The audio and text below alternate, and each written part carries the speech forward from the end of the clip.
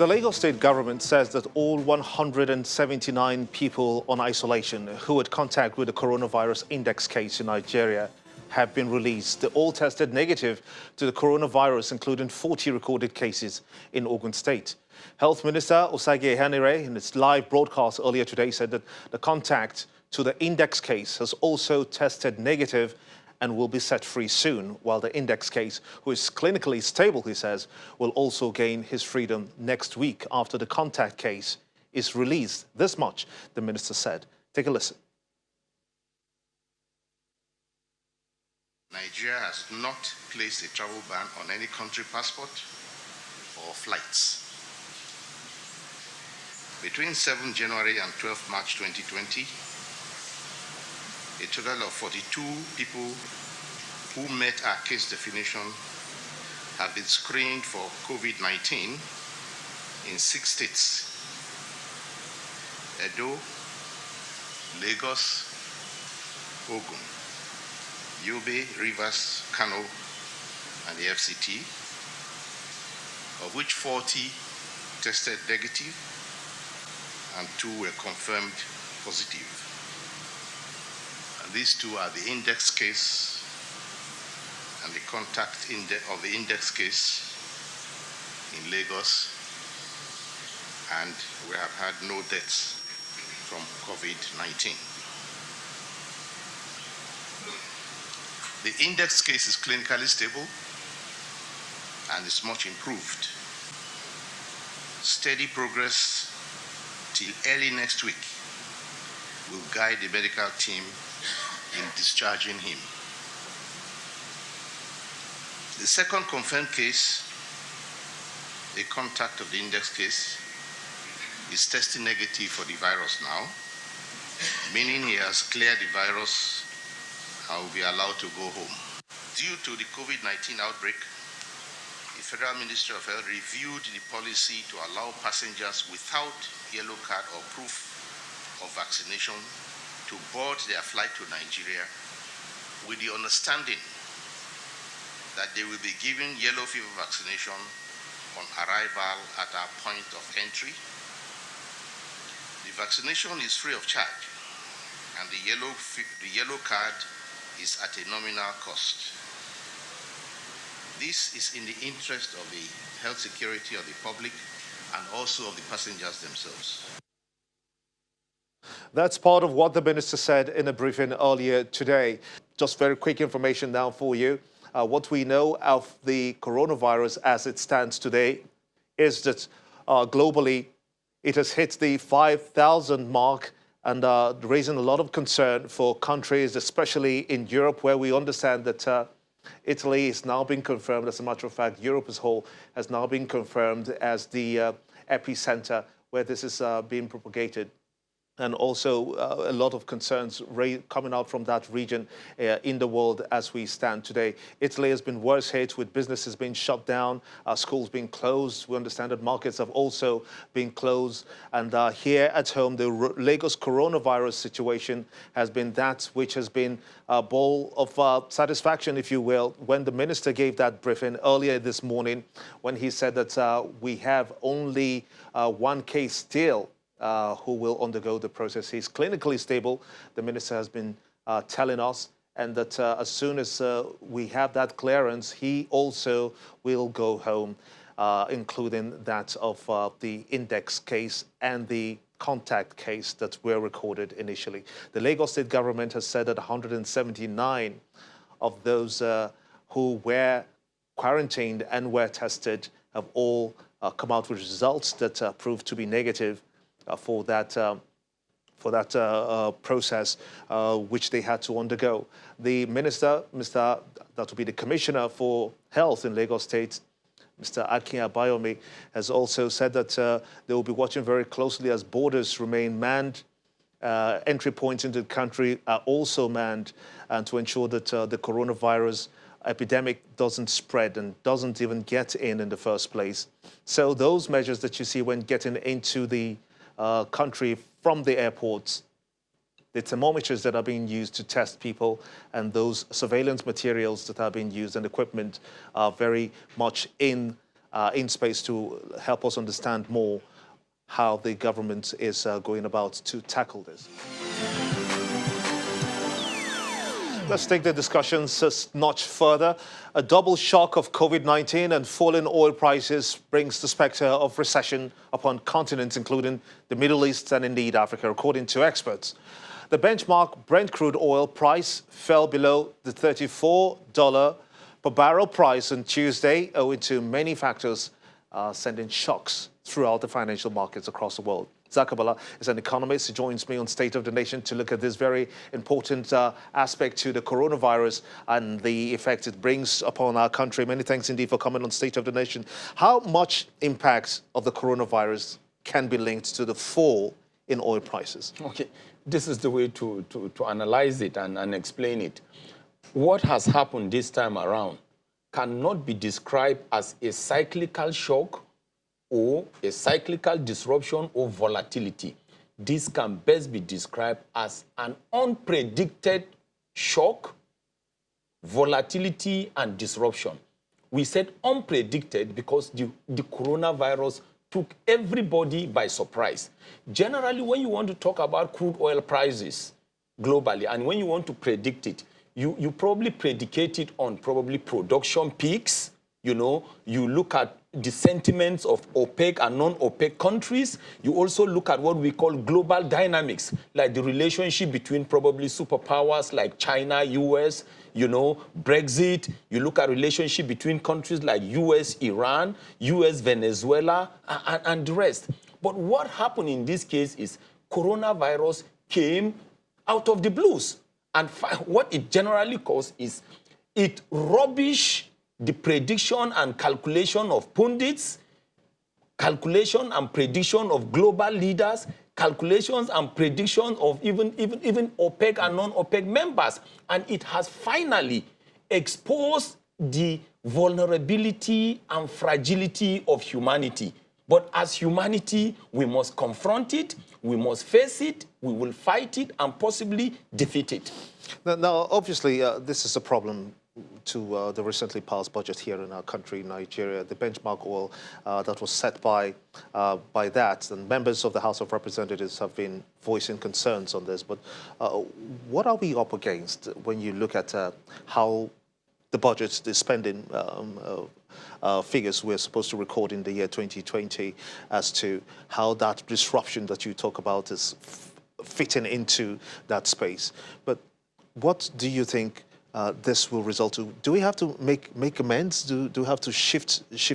I mean, critically reassess the budget, if you will. We must critically reassess, but there is no room for adjustment. We have to be very frank and to ourselves. And the reasons also can be explained.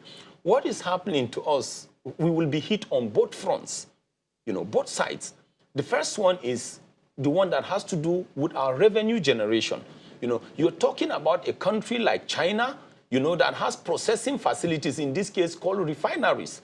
And at the moment, as we speak, because of this problem, the processing facilities are not functional. China decided to shut down most of these processing facilities, send some of their staff home, and they are probably using a stock management concept we call just-in-time concept. And when you are using just-in-time concept, the raw materials that will come when you need them. And the raw materials in this case is nothing but the crude oil. And if you don't need the crude oil because you have shut down your facilities, then revenues will be halted from exporting countries like Nigeria. That's one part. Then on the other side also, when you talk about even the importation that we are going to be making as an importing country, very soon, you know, countries like China that have been refining, because they've shut down most of their facilities, there will be shortage of distillates there. Then at this end again, because we are an importing nation, even though the price has gone down, we are likely to suffer disruptions in terms of steady importation flows. You know, so when you look at it from this angle, it's also a complicated issue. Then something again that needs to also be clear to most of us is this. People are saying prices are going down. But even though the prices are going down, they are not going to favor us. Because the reason for the falling prices is because processing facilities are not working, our crude oil is not needed. So you have a kind of glut. But something fundamental is happening because you have this stakeholder relationship between OPEC members led by Saudi Arabia and non-OPEC members led by Russia. You know, they wanted something like production cuts, but it seems Russia is not yielding. And Saudi Arabia decided that they are probably going to flood the market. And they did. And that is going to affect us. But along the line... How does it affect us if Saudi Arabia should take that stance, which it already has, and brought the price of crude oil to about $30 per barrel? It's going to affect us because a high percentage of our crude oil is not refined internally. You see, that was why many of us have been saying we should Nairanize the downstream sector of the oil and gas industry. And if possible, we should internally domesticate. Because when you look at a country like China, it's almost a taboo to export anything called raw material. They actually process them. But in Nigeria, we export our crude oil, we export our cocoa, we export our cassava, we even export our ginger. But if we were to be internally refining and domesticating, like you know, places like Italy are shut down, Nigeria and the refineries wouldn't have shut down. And I'll be asking you what's next for us as a country in the face of the ravaging coronavirus across the world. That will be when we return after this break. Join us again.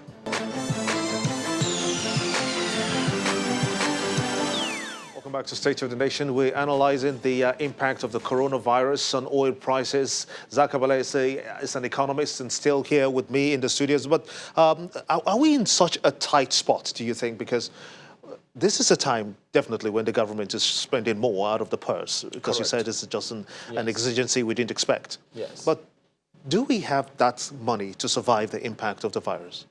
No, it depends, you know. It's not the amount of money really that matters, but it's how we manage it. You know, it's just like when I hear people saying we should divest out of the oil and gas industry. The revenues that come when we sell our crude oil does not tell us what to do. Revenues will just come and say, hey, Nigeria, I am dollars. You've sold crude oil. It is our decision to invest in education. It's our decision to invest in health. It is our decision to invest in agri and other things. But in the situation we're talking about, we shouldn't really blame ourselves because the global community was caught by surprise. What we have to do going forward is, when you talk about cyclical predictions, we should try and make sure, like some of us have been advising also, our crude oil benchmark price should always have a differential from the global benchmark price of at least $20 or $15 per barrel.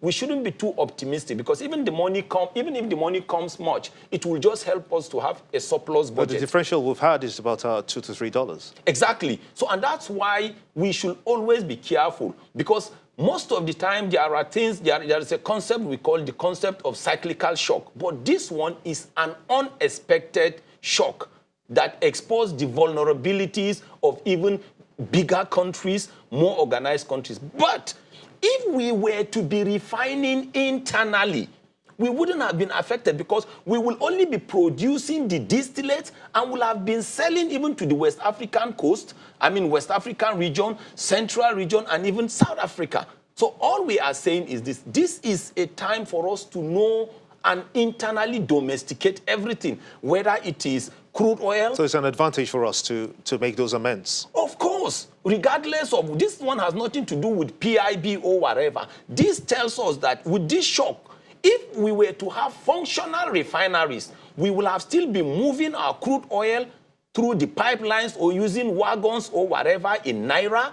We will process them in Naira. We will generate our Naira. We will free ourselves from exchange rate differential. But with what has just happened now, you can just imagine if we run out of import supplies, that means we are stranded.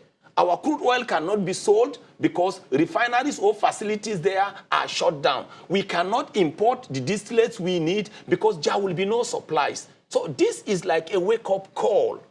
It's a wake-up call, and people should always understand that Nigeria is an emerging economy. And when you talk about an emerging economy, to a reasonable extent, we require government support. Because so many people keep saying government should not be involved with the business of selling and whatever. But in complex situations like this, we will see the relevance of government. And for those who are saying, sell off the refineries, when you sell off this refinery, we are still going to sell them to human beings who at the end of the day will turn them around. Then why can't we use Nigerians to turn the refineries around? These are basic questions we will ask ourselves. But the heat, the impact of the coronavirus is global, it is unexpected. We shouldn't fight ourselves among this. But it's also a lesson moving forward. I'm wondering what OPEC can do about this to protect its member states from this falling oil prices. Is there anything they can do? No, OPEC, I don't have problems with what is actually happening between OPEC and Russia now. Because the reason is this: as we speak now, all those who are shale producers will find it difficult to produce because the cost per barrel will be very, very high. So they will not have an option, whether you call them in the US or whatever. All of them will be crowded out of production now and exploration. And once that is done, then that chunk that they have been pumping into the market will be automatically removed. There will be an organic reduction in supplies, and based on that, we will see demand going high and the prices will go up. It is our just responsibility to continue to stand behind OPEC and to stand behind that country that is the front or picture of OPEC called Saudi Arabia. Are there timelines, though, now that you said that we'll be looking at a recovery? Yeah, no, you see, like we said, what is happening actually is unpredictable. You know, it just came out of the skies. But some of us strongly believe that in the next quarter, that is in the next 3 months, shale producers are likely to be crowded out because production cost per barrel will be very high. You know, then you will have the likes of Nigeria and some OPEC countries, you know, now left to do what we can best describe, produce at a given margin and will be able to pump and sell. So what then would you advise in closing this discussion for our legislators, really, because they're the ones who would be tasked with that responsibility to perhaps tinker with the budget again, perhaps adjust where adjustments are needed? What will you be telling them? Well, I will be telling them that whether we accept it or not, final investment decisions will be put on hold, regardless of what people were thinking about ease of doing business in Nigeria. We need to think inward. And the simple direction is this: let us internally domesticate. Get the crude oil from the wellhead within Nigeria in Naira. Move them to our refineries, either using pipelines, using trains, or tankers in Naira. Refine them in Naira. Generate our Naira. Sell to Nigerians in Naira. First of all, free ourselves from exchange rate differentials. Then we will have internal consumption. Then the one remaining now, because we are talking about distillates and processed products now, we sell them to other countries and neighbors, because West African countries require crude oil. But you know, require petrol, diesel, and the rest. We're also dealing with a very huge budget deficit, as it were. But if you say we should go that way of trying to get the refineries to do all of the distillation that we need to go through, yes, and then sell to perhaps neighboring African countries and get the kind of processed products, and get the kind of revenue that we need to support even the budgets and then grow. But how would you see this in terms of how quickly the legislators are able to do this? Is it feasible? It's feasible if they ask themselves simple questions. Are we happy now that railway constructions cannot go ahead just because some Asians or Chinese are out of the country? It's a question that we need to ask ourselves and hit our conscience. If we had supported the Nigerian engineers, we will still be constructing our rails, because we learned that our rails have been put on hold. We heard that so many things are not going on. All we are saying now is this is a wake-up call. We have what it takes to do so many things. Even the local content that we came up with, the intention was to internally empower us, not to make us to become agents to some people where once they have this kind of disruptions and shocks, then we start running helter-skelter. That's a good place to let it rest. Amos, thank you so much indeed, Zakabala, an economist, for sharing your thoughts and analyzing this very troubling situation with the coronavirus impacting on the economy and oil prices as we see them fall. Hopefully they rebound, as you say. They will. And to you for being part of the show, many thanks indeed for watching. I'm Gimbo Omar. Bye for now.